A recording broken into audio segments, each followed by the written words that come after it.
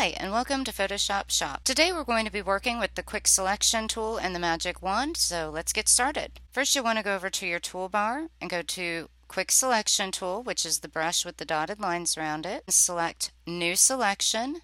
The next box will add to a selection, and the next box with the minus sign will subtract from the selection. You will want to go ahead and pick your brush size, hardness, and spacing. You'll choose your size based on how big of a selection you need. The hardness, you'll want to use a hard brush if you want to produce a very defined edge, or a softer brush if you want a slightly more transparent edge. And spacing will tell Photoshop how closely to be selecting those pixels. So for this particular image, I'm going to keep it at 35 pixels. I'm going to keep the hardness around 85%, and I'm going to keep the spacing at around 13. I'm going to select and hold the mouse and just drag it around my object.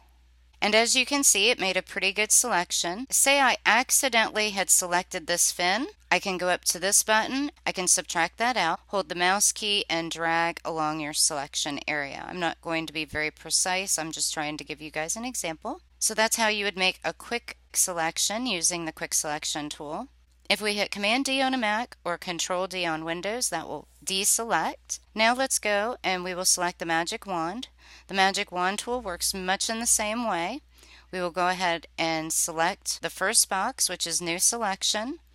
The sample size, we're going to do a point sample. Tolerance simply means sensitivity. The lower the number, the pickier Photoshop will be when picking the pixels for you. The preset is 32, but it can go up to 255, which means it will select every pixel in your image, or you can set it as low as 0, which will only select pixels that are the exact same color that you have already chosen. Typically, I usually use between 12 and 32. Anti-alias you will leave on for a slightly softer edge, and you will turn it off if you want a super crisp edge. So for this, I'm going to turn it off because I want a super crisp edge along my fish. So let's get started.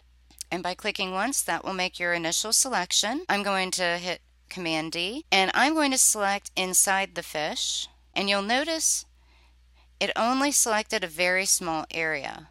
Now if I set my tolerance up to 32, and I do that selection again, notice it selects a much larger area. So there's a couple quick tips on using the Quick Selection tool as well as the Magic Wand. Thanks for watching. See you next time on the Photoshop Shop.